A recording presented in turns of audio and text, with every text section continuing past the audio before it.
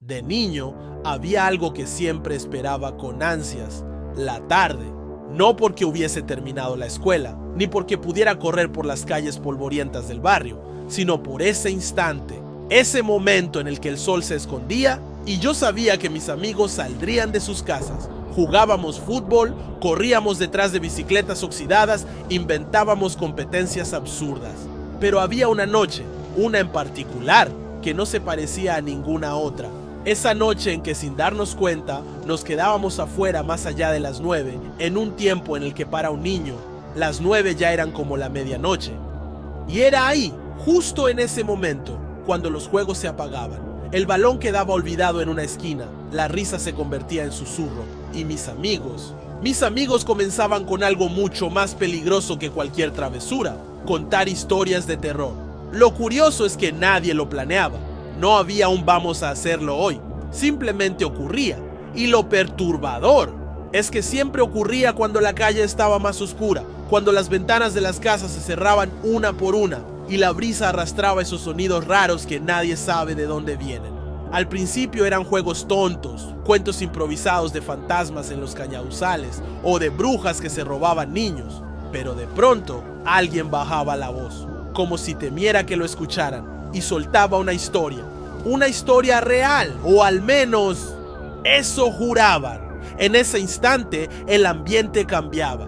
Ya no estábamos en la esquina iluminada por el poste de luz parpadeante.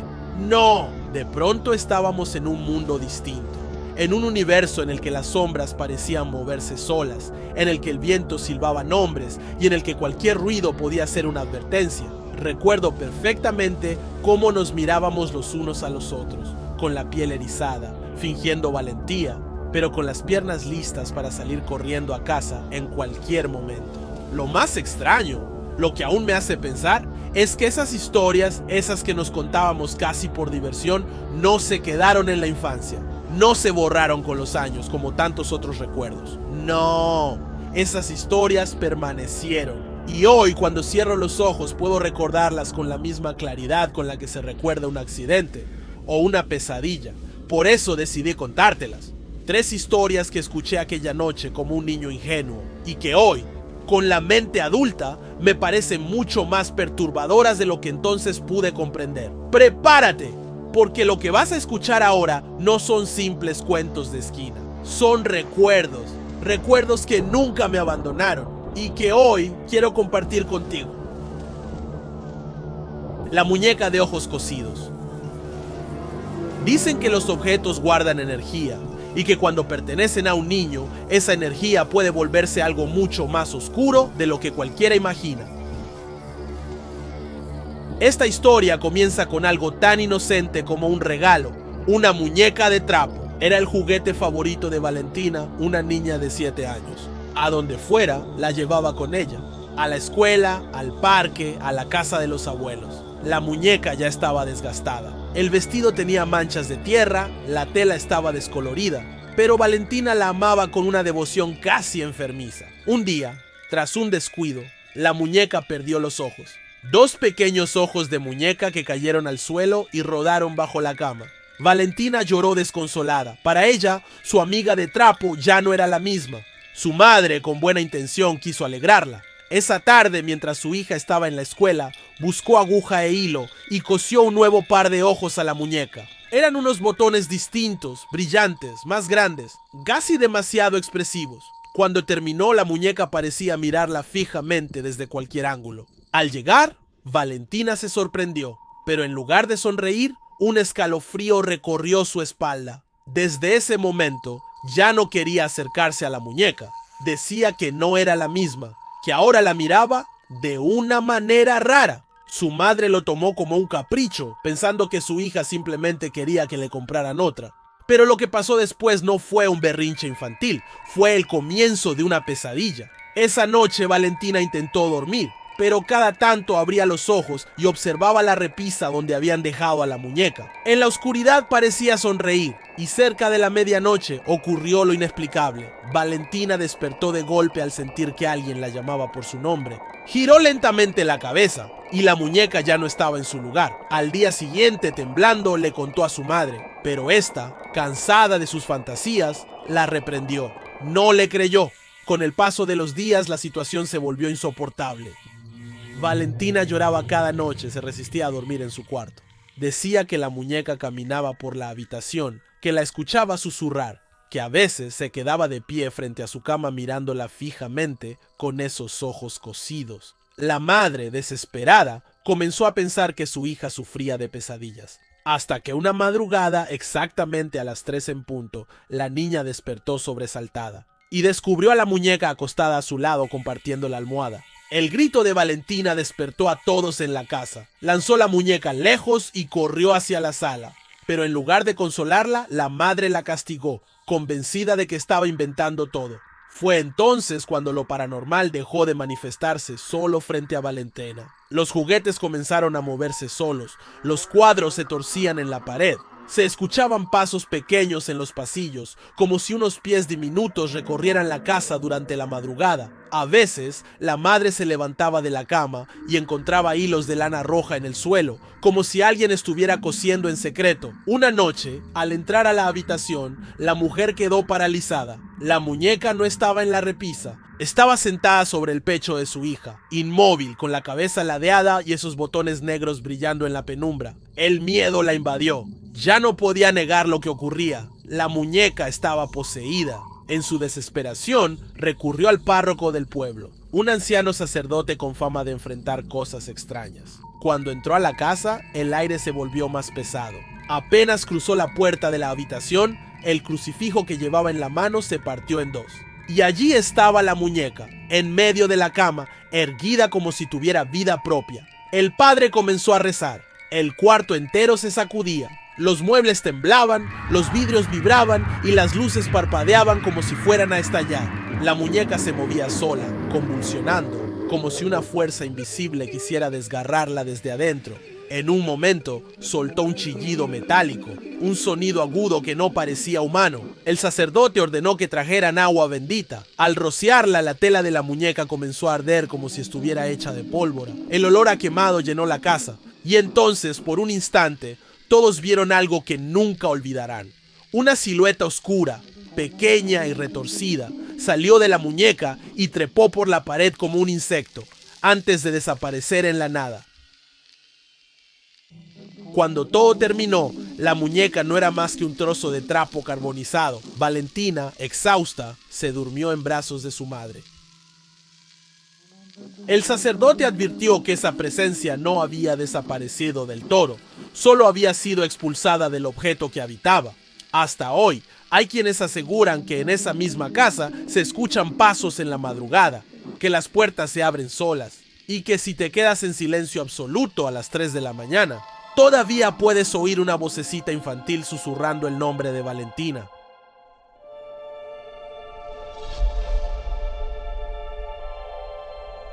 El cuadro maldito del convento.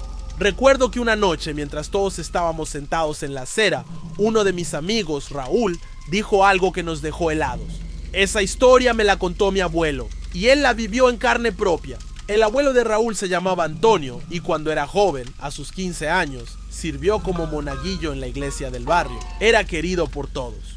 Ayudaba en las misas, cargaba las velas, limpiaba el altar y hasta se quedaba por las noches cuando había bodas, vigilias o los eventos especiales de Semana Santa. Él contaba que una de esas noches, mientras trasladaba unas cajas de vino de la sacristía al salón principal, escuchó un murmullo extraño que salía de un cuarto lateral. La curiosidad pudo más que el miedo y sin querer se asomó.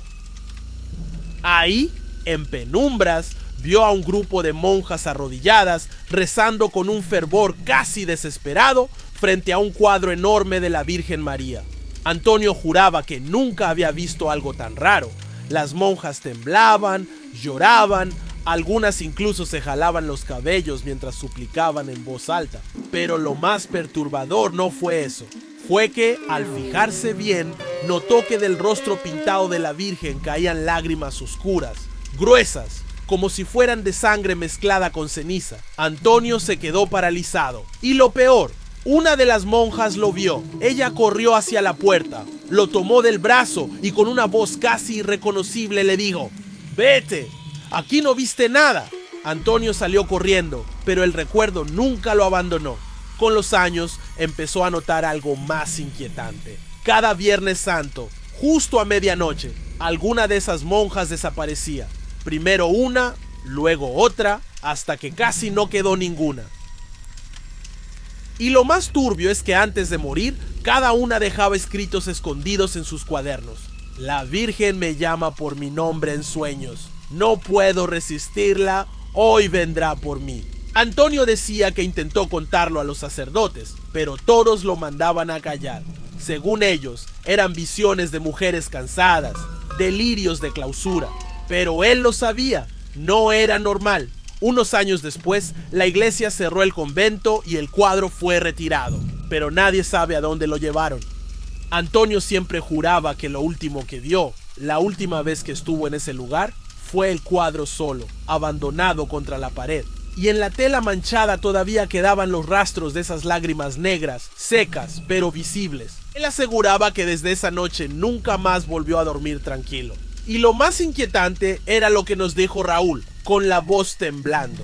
Mi abuelo murió hace 5 años, y la noche antes de morir, le dijo a mi abuela que había soñado con la Virgen, que esta vez lo había llamado a él, por su nombre.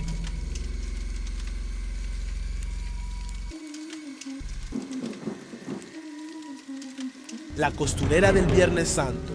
Dicen que cada pueblo esconde secretos que nunca llegan a explicarse. Historias que pasan de boca en boca, que con los años se deforman, pero que siempre conservan el mismo aire macabro. Esta ocurrió en un Viernes Santo, y hasta hoy muchos en el barrio aseguran que fue real. Se trataba de doña Elvira, una mujer dedicada a la costura. Era reconocida por su disciplina.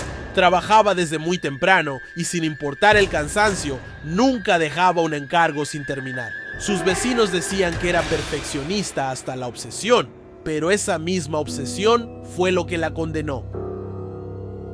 Aquella tarde, cuando todos se preparaban para rezar, para guardar silencio y respeto por la tradición de Semana Santa, doña Elvira decidió quedarse en su pequeño taller.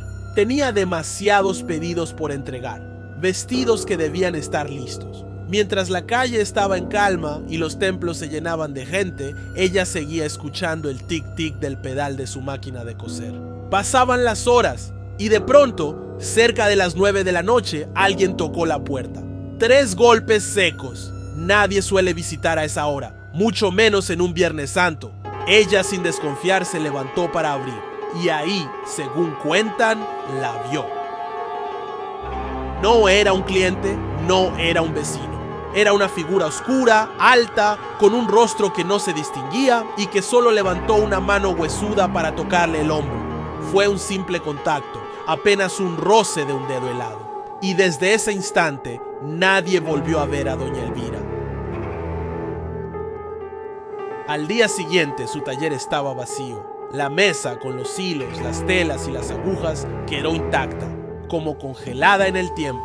Era como si hubiera desaparecido en pleno aire. Nadie escuchó gritos, nadie vio que saliera. Era como si la tierra misma se la hubiera tragado. Los familiares comenzaron a buscarla, desesperados. Revisaron casas, terrenos baldíos, preguntaron a todos los vecinos. Nadie sabía nada. Pero lo más inquietante no era su ausencia, sino lo que empezó a suceder después. Las noches se volvieron pesadas. A medianoche, el sonido de la máquina de coser se encendía sola. El pedal golpeaba, la aguja subía y bajaba, y los hilos se movían como si una mano invisible estuviera trabajando. El ruido metálico resonaba en la oscuridad, y quienes pasaban frente a la casa aseguraban haber visto una silueta sentada, inclinada sobre la máquina, cosiendo sin parar. Aterrados, los familiares decidieron buscar ayuda. Primero acudieron a un chamán de la región, un hombre mayor que intentó limpiar la casa con humo, hierbas y rezos antiguos, pero nada funcionó. A los pocos días, la actividad se intensificó. Ya no era solo la máquina a medianoche, ahora los carretes de hilo rodaban solos por el suelo. Los maniquíes se movían de un lugar a otro. Se escuchaban pasos, toses, murmullos y un aire pesado recorría las habitaciones como si alguien estuviera respirando en la nuca de los presentes. En su desesperación, llamaron al párroco del pueblo. El padre entró con agua bendita. rezó y colocó un crucifijo en la entrada del taller. Durante un par de noches todo pareció calmarse, pero solo fue un respiro. La tormenta apenas estaba comenzando. La máquina ya no se encendía solo de noche, ahora lo hacía también de día, frente a todos. A plena luz del sol, la aguja atravesaba la tela sola, los hilos se tensaban y un vestido incompleto empezó a armarse como si unas manos invisibles lo manipularan. El miedo fue insoportable. Los familiares, convencidos de que la máquina era la raíz de todo, decidieron deshacerse de ella. La sacaron de la casa y la enterraron en un terreno alejado, cubriéndola con piedras y tierra. Pensaron que con eso todo acabaría, pero se equivocaron. Esa misma noche, la familia comenzó a sentir presencias, sombras que cruzaban las paredes, ruidos de telas desgarrándose, cajones que se abrían solos. Uno de los hijos despertó gritando que había soñado con su madre, pero no era la mujer cariñosa que recordaba. Era una figura deformada, con agujas en los dedos y la boca cosida, que lo perseguía en la oscuridad. Los días siguientes fueron peores. Objetos que volaban de una habitación a otra, puertas que se cerraban de golpe, susurros que repetían nombres como si alguien estuviera llamándolos uno por uno, y cada vez más fuerte, más insistente. Los vecinos juraban ver a doña Elvira caminando por el callejón, vestida con un delantal manchado de hilo y sangre, y lo más escalofriante, decían que su sombra no coincidía con su cuerpo, que se movía independiente, como si en realidad fueran dos presencias superpuestas. Finalmente, la familia entendió que la costurera no descansaba, que había quedado atrapada en un limbo, condenada por haber trabajado en un día en que debía guardar reposo. Estaba cosiendo su propia condena. Organizaron misas, rezos, vigilias, noche tras noche, encendían velas y rezaban por su alma. Con el tiempo, los fenómenos comenzaron a disminuir, los ruidos bajaron, las sombras se desvanecieron.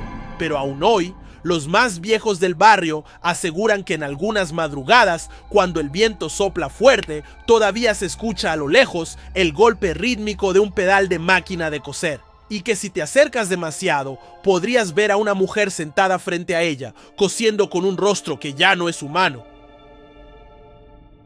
Dicen que las historias que más miedo dan no son las que tienen monstruos ni fantasmas con cadenas. Son esas que suceden cerca, en la calle de uno, en la casa de al lado, en el cuarto oscuro que siempre evitamos abrir. Porque al final, nadie puede asegurar si todo esto es mentira o si de verdad pasó.